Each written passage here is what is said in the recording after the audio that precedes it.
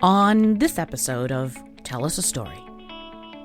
A lot of the men that I work with, their love language is touch, non-sexual touch. What questions can a woman ask, and how do we recognize someone else's love language? Lost and not sure where to turn or how to grow out of bad habits and the shift for me a few years ago when I read that for myself, and as I do my practices, I'm just like, yeah, your addiction's your addiction, and there's some things we got to figure out neurologically. But I want to know why the pain. I want to know what got you there, because that's what's going to get you out too. What part of your story do people usually identify with? The brokenness. It's why I lead with my weakness at this point. I don't know that that's vocabulary that men have to give. What is it about recognizing trauma that you feel is somebody's biggest challenge? Great question. Welcome to Tell Us a Story, the podcast by Belmont City Press, where entrepreneurs and sales professionals share their journeys, insights, and strategies for success. In each episode, our guests reveal how they've overcome challenges, established their brands, and leveraged their stories to promote their businesses so you can too. I'm Red Hilton, your host for this episode. Today I'm joined by Michael Ayala White, who is the owner and founder of Wayward Coaching. So, Michael, tell us a story. Red, thanks so much for having me here. Wayward Coaching works with men in their 20s and 40s to help them restore identity and find purpose. Our ideal clients are men who have experienced addiction and trauma and are looking for recovery and healing. You can find more information about us at my website, www.wayward-coaching.com, or you can email me as well at mike@wayward-coaching.com. Love to hear from you. Reach out to us and partner with you so we can help you find your way home. So thank you for sharing that. Sort of bring us to where you are. What got you started with Wayward Coaching? What brought you to realizing that there was a need that you were uniquely positioned to address? Yeah, great question. Part of it is my own story of growing up with a lot of different types of trauma that I never dealt with, that honestly caught up to me in my late 20s, where I found myself really having a breakdown and going, I need help and I don't know where to find it. I don't know what to do. And really over the past 5 years, it has been a journey to figure out what is out there for men like me that don't know how to talk about their emotions, that don't know how to process their trauma, and don't know how to have real, authentic relationships. So over the course of that time, I traveled the country and went to a lot of different intensives and counseling and therapy programs to work on my own story, to really grow up emotionally and practically. And from that has spawned Wayward Coaching. The theme of Wayward Coaching is leading the lost and wounded home. And that was really me. I was lost and I was wounded, and I had no idea how to find my way home in terms of relationships and growing up. And so from my own story has spawned this trauma-informed coaching agency where I work with men all around the country, and really at this point, all around the globe, that find themselves in very similar positions that I found myself in, of just lost and not sure where to turn or how to grow out of bad habits and process through their trauma and their stories. Okay. And talk to me about, you said you grew up in trauma. So what is it about recognizing trauma that you feel is somebody's biggest challenge? Great question. Particularly for men, we don't want to engage our own pain. We mimic what is modeled. And for most of us, we grew up in homes where we didn't have a male figure that either was emotionally present or emotionally attuned, being able to connect with us and show us, this is how you process sadness. It looks like you're feeling lonely, giving us language to get what's inside out. And so what happens is we experience all of these things that we're very powerless over in terms of trauma, abuse, neglect, pick your poison. And we have no language or understanding for how to get that out of us, especially at a young age. Your logic part of your brain is nowhere to be found. It's not developed yet. So you're living in your midbrain, which is all emotion. And so you're telling yourself, I love the opening of this, tell me a story, tell us a story. As kids in trauma, we're telling ourselves a story. And it typically goes something like, something's wrong with me. That's why my parents aren't paying attention to me. That's why that person abused me. That's why they're neglecting me. That's not the case. That's not true. Mm. But those imprints are so strong that they follow us into adulthood. And so for men, we don't see men talking about any of this. And so we just think, I guess this is how I'm supposed to be. I guess I'm supposed to just keep it all inside and figure it out on my own. I'll go it alone. And most of the men that I work with are like that, where they're loners emotionally, they don't know how to connect, and they've had some of the most horrific things happen to them that are destroying them inside. But it's just like, well, this is what I saw. You just figure it out. Problem is, we can't figure it out on our own, and we need help. Well, no one sort of arrives where they're supposed to be by themselves, even if they're Mhm. alone, That's right. So, not that I want to get too much into nature versus nurture, but why do you think men not maybe stumble when trying to do that, but why are you singling out men compared to women? How do they process differently, or does society put a different set of guidelines, guardrails, rules or whatever it is on men processing trauma that then leads to, what your experience has been? Yeah, so it's a combination of nature versus nurture. Mhm. Depending on the situation, one can outweigh the other.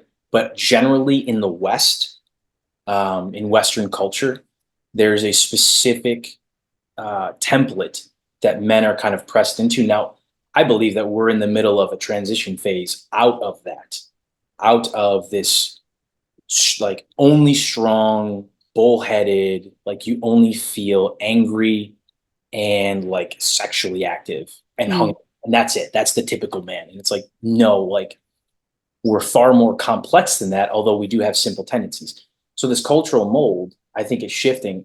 But I know that when I was growing up, it was still there. Mhm. And so when that cultural mold gets pressed upon you, if you think about like if you're making cookies and you roll out a Batch.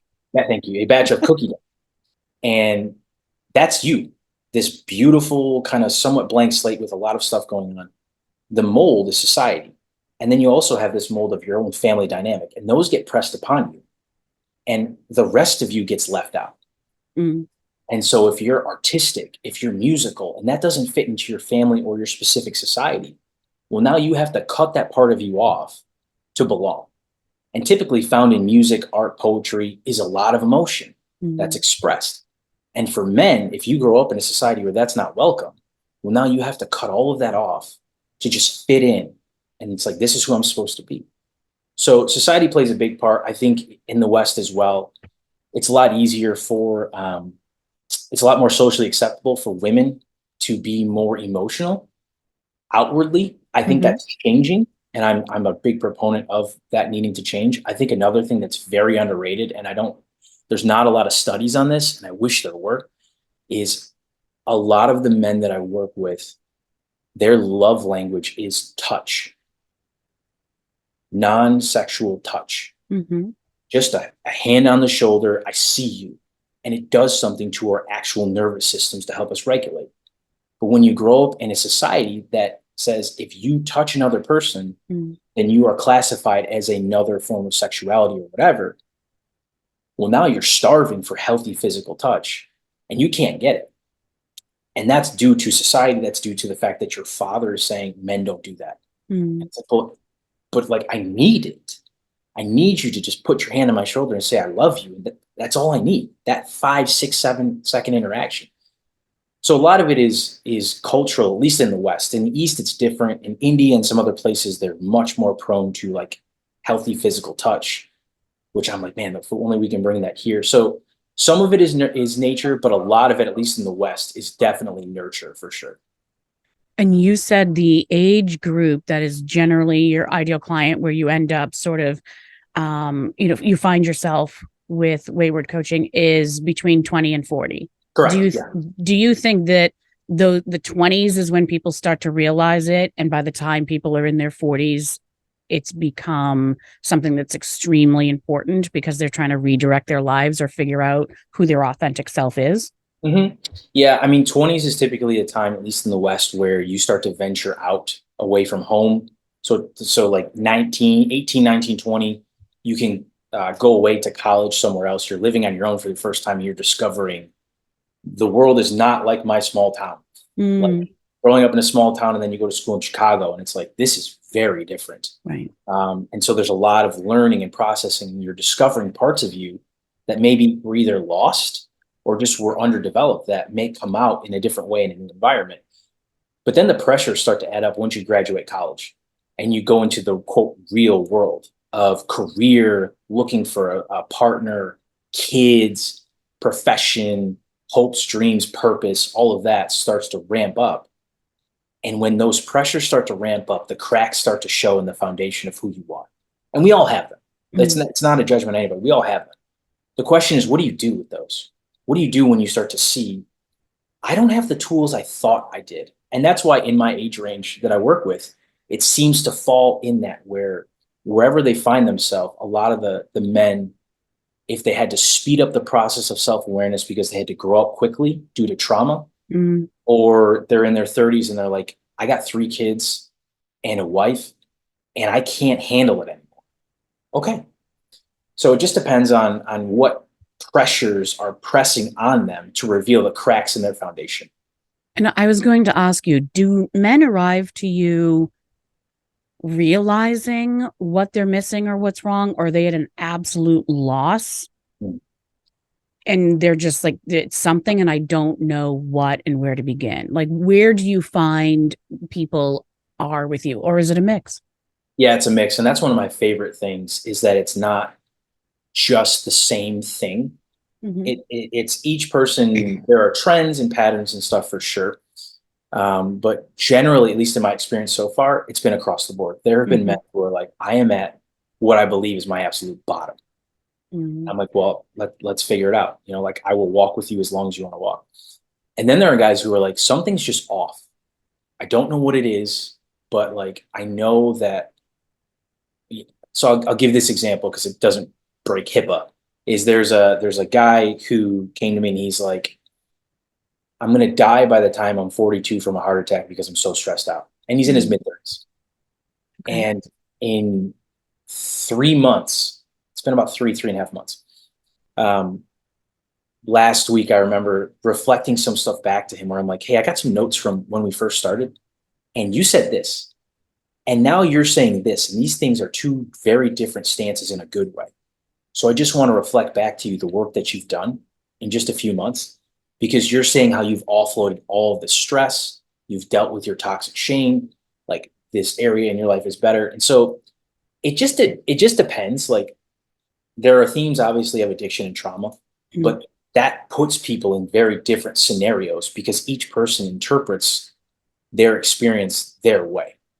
So like, again, there are trends where you can kind of see some certain things, but the story of that is unique to the person, and that typically is unique to where they find themselves as well. So what I always like to ask people is, what is a misconception that you often find yourself educating people about what you do? Yeah, great question. So I don't fix anybody. That's a huge misconception. It's like, okay, hey, I'm coming to you to fix me or to heal me. I'm like, I don't do that at all, man. Like, what I do is I walk alongside of you and help you see 2 things. Number one, you have immense value, because typically the men that come to me have so much toxic shame. Okay. Because you have addiction and trauma. And like we talked about earlier, trauma tells us a story. And the narrator in the story of trauma is almost always toxic shame.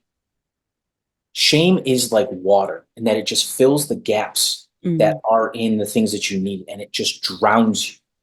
So by the time the guys come to me, I hear it and I'm like, tell me about your toxic shame. And they're like, what are you talking about? I don't have shame. And they don't realize it? No.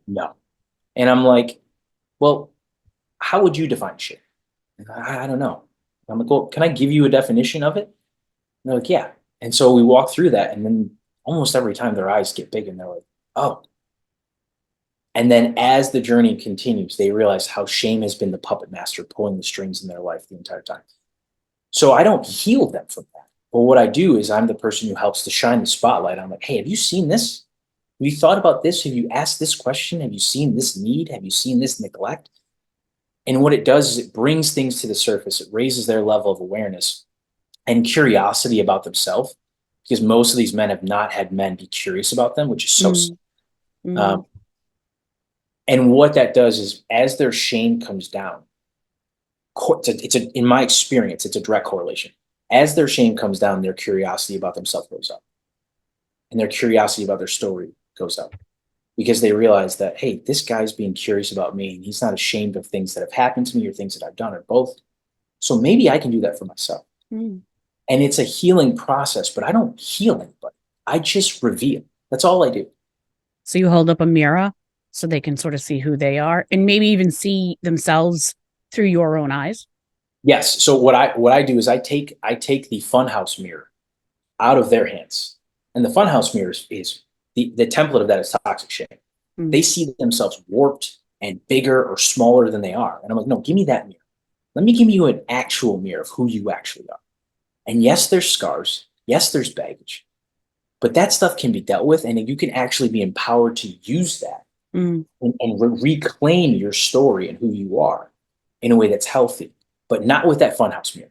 You'll never see yourself the way you need to with that funhouse mirror. Now, you work with men.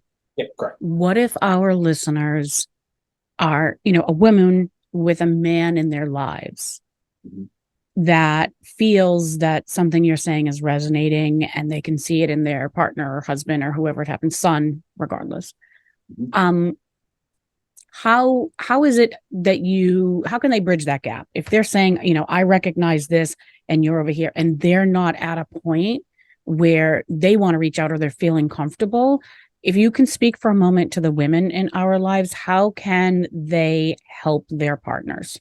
Yeah, that's an excellent question. I'm so glad you asked it.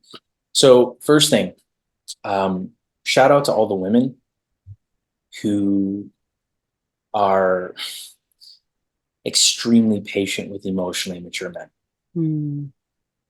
Like, I just want to pause for just a quick second and shout you out, because you are fighting battles that nobody knows about.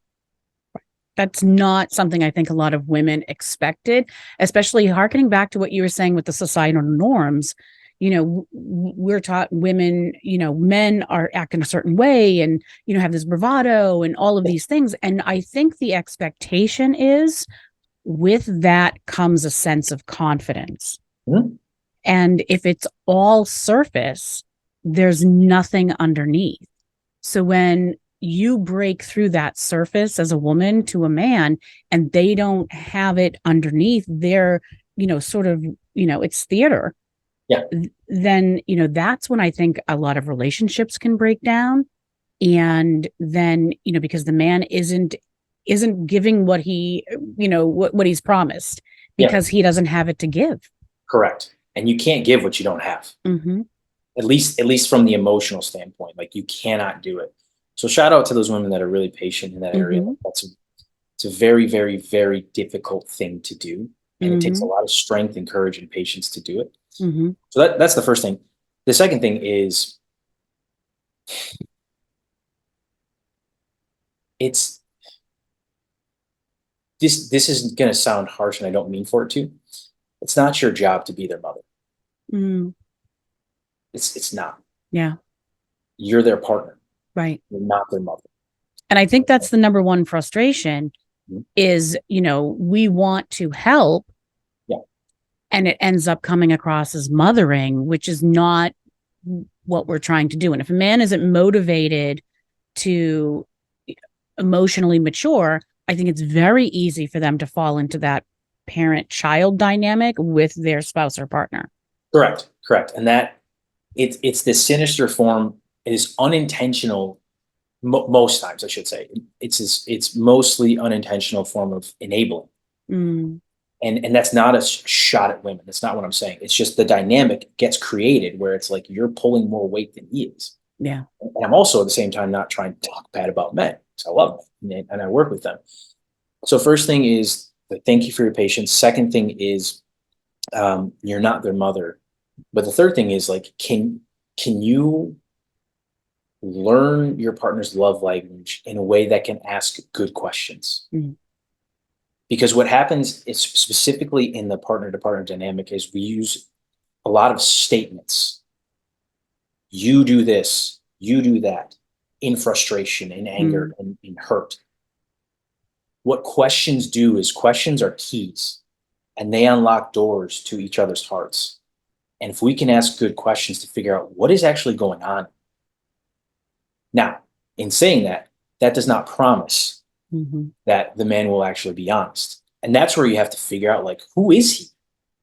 Well, what questions can a woman ask, and how do we recognize someone else's love language? Because I don't know that that's vocabulary that men have to give. So I think we sort of have to deduce from their responses what their love language is. And then, so what are the questions? What are our options with love languages? And then what do we do from there?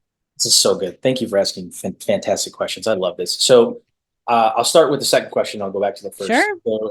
So Order. In terms of love languages, it's not just a positive experience, although someone can enjoy something, which is good. Love languages create connection. Okay. That's what they do. And missing on love languages can create misconnection or disconnection. Misconnection is a little like, okay, just missed it. Disconnection is like, now there's an actual rupture and we need to figure out how to repair it. And so like misconnection can be, okay, if your love language is giving gifts and mine is affirmation, and all you do is buy me things, I'm like, I don't want this stuff. Like, I get the gesture. I just want you to sit with me and tell me about who you see me as, and not in a way that's a mother to a son, but a partner to a partner to build up, right? So being able to identify the love languages is more than just a positive response, although that's the baseline. It creates connection. It brings us closer, and that's a feeling type of thing. Like that's neurologically, it's a right brain where it's like we're on the same level here. This is good, right? So that's the first thing, is being able to identify and go positive is the baseline, and deeper connection and feeling that is a way to identify those. Going back to the first question, this is a little bit tougher because the reason I want to start with the love language is the questions are based on the love language. Give us concepts then, like what the ultimate goal of your questions, what is it you're trying to sort of, elicit from, your partner? Yeah. The ultimate goal of questions in my mind is exploration. It's the exploration of who the other person is, because each one of us wants to feel like we belong to a bigger group, like a tribe, if you will, but that we also want to matter within that tribe to a handful of people, where it's like, I matter to you. I belong to this group. That's great. But these 3 people, I matter to them. And that anchors me into a sense of purpose and identity that isn't just within, although that's very important, but it's connected to a purpose that's bigger than myself, which is what we're all really looking for. So the questions are about curiosity and exploration of, who are you? How do you actually tick? And how do you actually work? How do you function? Ascension. Okay. So if a woman is trying to do that with her partner and she's discovering some things, what's the next step from there? And with that, what resources do you have available? I know your website and everything else that maybe she could point her, partner to. Yeah. So I actually, it's having some website difficulties in terms of uploading stuff. So the website's up there. Everything's fine. Fine's a bad word. Everything works well. On my social media pages now, both Instagram for personal and professional and Facebook, the first thing that's pinned is a template of 4 questions to ask. Okay. For, might I have an addiction? And they also apply to trauma too. As I was thinking about earlier today, I'm like, yeah, this applies to trauma too. And it focuses on, is connection disrupted? Is my imagination either hampered, or am I using my imagination to create a world that doesn't exist? Do I not have self-exploration of myself or exploration of the world? And am I disconnected from my purpose? Disconnected from your purpose? From your purpose, whatever your purpose might be.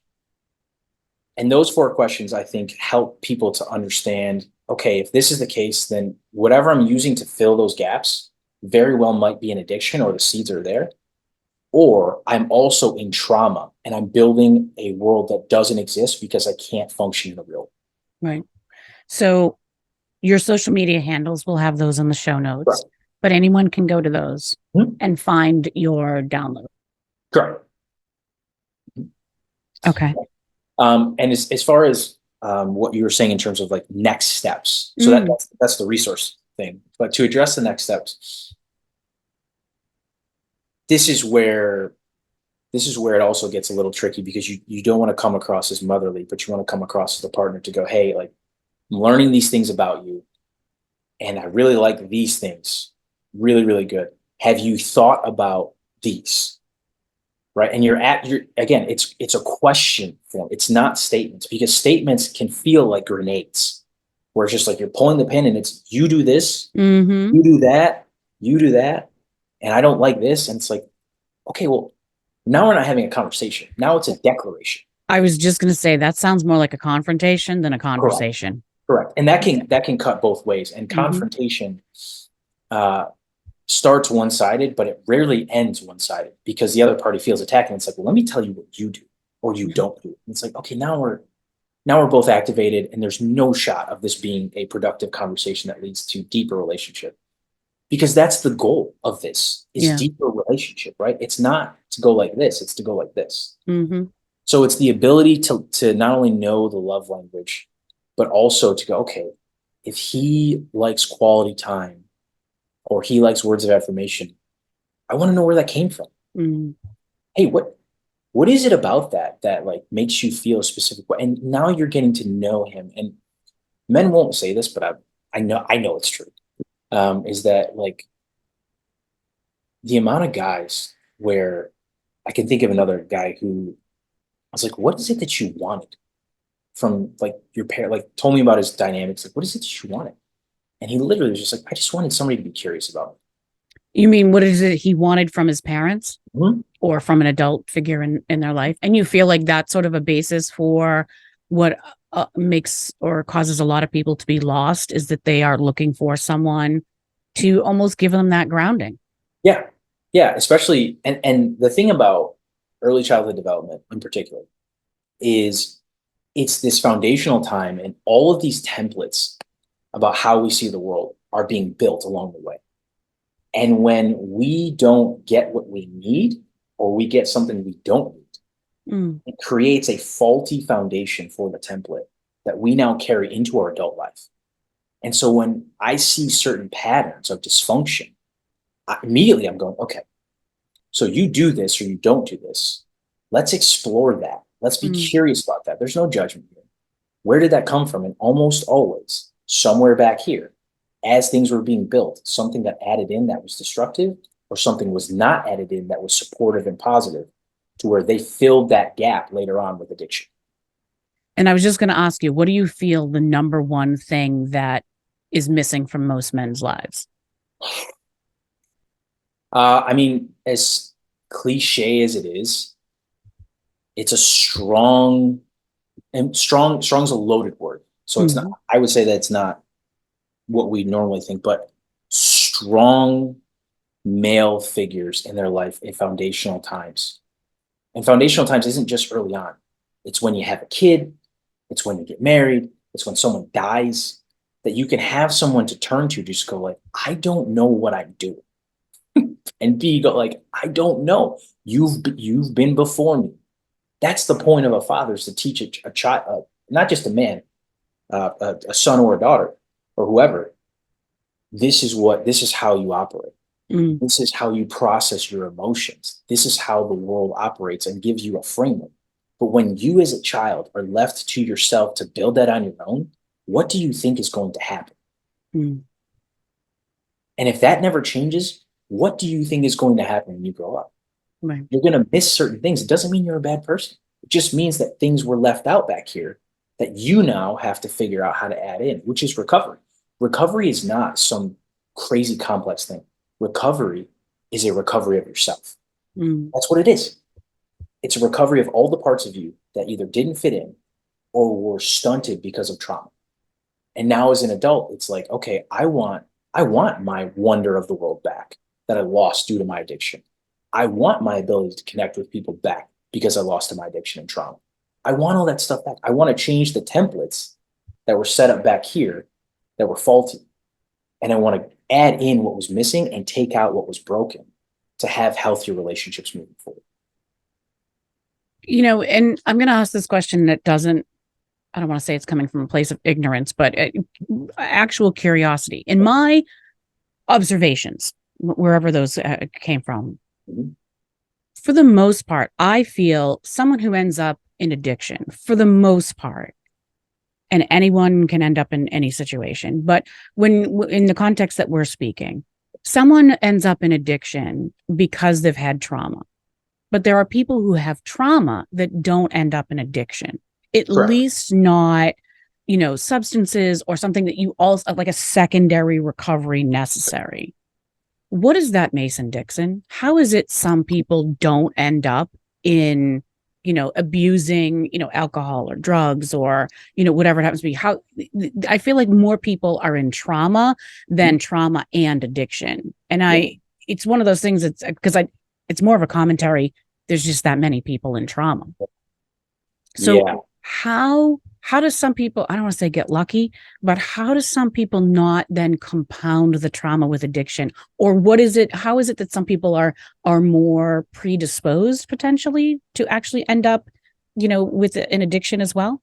Yeah. So that's a great question. And it's a multi-layered answer. Of And course. I will completely submit that this is also commentary. Like there's some things I know to be true. Sure. There's other things that are based on my experience, and there's Sure. stuff. In your experience, you know what I mean? Yep. So first thing is that if you grow up in a home where there is active addiction, you are just more likely because you are seeing this is the answer to my problems, even though that's not what they're saying with their mouths. It's what they're saying with their lives. So you see that. And then if you grow up in a home with active addiction, there's a high chance that you are going to experience trauma and you're going to see, okay, this is what you do. That's the first thing. Second thing is that there's a clinician who talks about the 6 most important needs in a child's life, and it's like attunement, like the caregiver is attuning to who we are and all these things. And I won't go through all of them, but the 6th one he says is the most important. And he's like, the other 5 can happen, but if the 6th doesn't happen, there's a likelihood that you're going to experience trauma, and there's a decent chance that addiction is going to follow. And that is if the caregivers do not repair the rupture. So when there is a rupture in relationship, and this is kind of like the old school mentality, like parents don't apologize to their kids, and it's like, okay, now you are setting the table. There's the template for how we view conflict. We don't apologize. We just ignore it or whatever. And so they spend the rest of their lives trying to fill that void that could have been filled by someone repairing the rupture. And then they then in turn repeat the cycle that they were involved in, right? So unless they get help and they go, this was not the way to do it, that's the ultimate hope. But when there's not repair in the rupture, it creates this template for relationship that will only create dysfunction and conflict. And that amount of dysfunction and conflict wears on the nervous system. And so you figure out, how do I feel better? And in this day and age, with the amount of plethora of options of anything you want, it's going to give you the dopamine hit, be the suppressor, be the accelerant, whatever. It's easy to jump into addiction. And typically addiction is a response, a childish response to not being able to process. And so the seeds of it typically are in people's teen years, where you start experimenting with things and, like recreationally, whatever the thing is. And then as you get older and you get access to more money and freedom, and you've not processed through your stuff, now it just ramps up because there's also tolerance. To go back to your original question, people who experience rupture and repair can actually experience forms of trauma, and they have a higher percentage of processing them to where they're less traumatic or not traumatic than people who experience trauma in an environment where there's no repair of the rupture. It's the phrase that drives me nuts is, we're going to deal with it in-house. And I'm like, so you're not going to talk about it. That's actually what you do. Like, we're just going to sweep it under the rug. Right. That is setting people up to look for something else, which is addiction. Right. I mean, if nothing else, sweeping it under the rug has helped how much stuff? You know what I mean? Like, at what point has that ever been, Mhm. a resolution or an answer? Correct. And Yeah. what eventually ends up happening as people who've experienced trauma and grow up in an environment where sweeping under the rug is happening is when you get older, you eventually trip over the massive pile underneath the rug. Yeah. It's inevitable. And part of that's not your fault. That's what you inherited. But as we get Mhm. older, we have to figure out what we're going to do with it. So for people who grow up in environments where there is rupture and repair, there's a better percentage that you're not going to fall into addiction because Mm. you know how to process through these events. For people that don't have that, you are going to fill that gap with something. Mm. And the narrative is shame, like we talked about earlier, but the practical thing or things are addiction. I think at the end of the day, people want peace. And sometimes the apology can bring peace, or you look for it in other ways. Correct. Yeah. Yeah. And that internal peace is that serenity or the middle of the window of tolerance. Like that's what we're all trying to figure out how to stay in. And if we don't have good examples, we'll find bad maladaptive coping mechanisms to get us to feel that. I Hmm. remember reading a book by doctor named Gabor Mate. It's called In the Realm of Hungry Ghosts. It's one of the best books I've ever read on addiction. And he Mm. works in Vancouver in some of the worst parts. He himself is a recovering addict in some ways. And he said that he interviewed a woman who had been on heroin for a while. And he said, what does it feel like for you? And it's one of the most profound things she ever said, where she said, heroin feels like a warm hug. Mm. And I'm like, how much pain? There's no judgment, but Yeah. how much pain is in that state? Hmm. And his thing is he's like, I don't need to know why the addiction. I want to know why the pain. Yeah. And the shift for me a few years ago when I read that for myself, and as I do my practices, I'm just like, yeah, your addiction's your addiction. And there's some things we got to figure out neurologically. But I want to know why the pain. I want to know what got you there. Because Hmm. that's what's going to get you out too. What got you there and meeting those needs and letting go of some things, that's what's going to get you out. What part of your story do people usually identify with? The brokenness. That's why it's why I lead with my weakness at this point. Like Mm. I used to be ashamed of it. And Mm. one of the most powerful things has been the reclamation of my own story to go, like, yeah, I did do that. And I'm not proud of it. I'm not taunting it or lauding it out there. But I'm not going Ownership. to, yeah, I'm going to own it and go, like, yeah, it was some not so good decisions there, but like, let me tell you why. Mm. If you're willing to listen to the why, then we can have a conversation. If you are judging and you're going, I don't want to know, okay, then we're probably this relationship probably isn't meant to be Mm.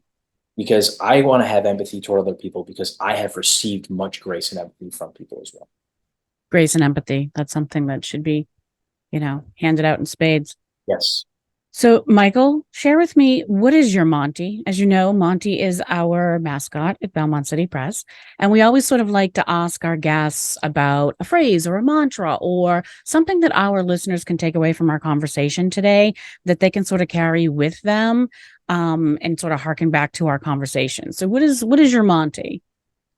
Yeah, this is a good question. I've been kicking this around for a little bit. So I guess the phrase that I would leave people with is like we give what we have received. Mm. And that's kind of cliche, but like that is what I try to say where I'm like the reason that I can give is because I have received much from people. I can give empathy and grace because I have received much empathy and grace. And so I say that because it is also just kind of like a barometer of like if I'm not able to celebrate people, I know something's off internally with me. I love to do that. But like when Hmm. I can't give praise and congratulations because I'm jealous or something, like that's an indicator for me. I'm like, something's going on in me right now. Something's not right. Something's not right. And so like for me, it's I give what I've been given. And that applies across the board. And so I try to tell that to people because it's like, hey, if you realize that you don't have a lot to give, maybe it's about time to enter into a season where you receive so you can give. And for men, that's really hard. I was 'Cause I'm just like, going to say, that seems like it's an easy process right there. No problem. yeah, no, there's a lot of pride involved, and some of that's societal, some of that's Mm, family, and some of that's just human nature. yeah. It's a combination of all three. But for the guys that have been willing to ask for help, I've watched them transform. And Yeah. it's my favorite thing. I just had on Monday, I had a client, unprompted, completely unprompted, write an extremely long review Mm, on social media, and he tagged me. And I was like, why is he tagging me? Extremely long positive review about his experience with me over the past 3 months. mm, And I was just like, this is why I do it. Like, I mm. don't do it so people know and feel good about me, but I'm like, no, I do it because of the details in the story about Right. where It's he not the started. accolades, it's the results. Exactly. Yeah. It's where he started, of a ton of stuff happened, and where he is, which is he's been processing through it, and he sees that his life is different so far. Mm. That's why I do it. And I do it because I've been given much. So, our rapid fire. Are you ready? This Oh is yeah, let's where do I'll it. give you two choices. You can pick whatever you want Do it. and let me know. Mhm. Beach or forest? In this season, forest. Okay. I know I love both of them deeply, but Yeah. forest. Okay. Yeah. Yeah, Tacos or burgers? tacos all day long, Oh, okay. all day. Spicy or mild? Mild now. Okay. All right. We can hang. We can hang then because Yeah, that's basically where I find mine. yeah. Sports or art? I'm gonna go. Man, these are tough questions. I'm gonna go sports. I would say sports is a form of art, but we'll go sports. I was just going to say there's crossover and everything. Yes, yeah. So, and then the all too important and pressing question, pickles on pizza, yes or no? No, absolutely not. Are you serious? Oh, Look, I would put pickles on anything. They have to be dill pickles. I don't do sweet yeah, and sour or sweet and whatever those things yeah. are. I No, like absolutely pickles not. on chicken sandwiches. Big fan of that. Yeah, okay, that I can see. But Yeah, pickles belong everywhere that there's food. no, no. Absolutely. All right, we'll work on that. We'll work on that. All right, we have our guest to guest question. So the guest before you left behind a question, didn't know who Right. you were, but they left behind a question for you to ask, for me to ask you. Yeah. The question is, what is your writing or creative process, and how has it changed over time? Oh, that's a great question. I'm so glad I left it. Because I would have been distracted by it if we asked that earlier. Yeah. What is my okay? So this has been a part of me that, like, I buried Mhm. as a child, revisit a little bit in my teen years, and now in the past 3 years have really owned is, like, I am an artist, and I love poetry, spoken word, all of that. And I do love to write. So used to write poetry as a kid a lot, and have started to do that now more. So what is my process? So I create. I create time and space when I know I have something inside where I'm like, okay, this has got to come out, and then I let it flow, and so I just let it come out, and then I'll put it down for like a week, and Uh-huh. then I'll pick it back up like a week later and be like, okay, how do I feel about this? What was I trying to say?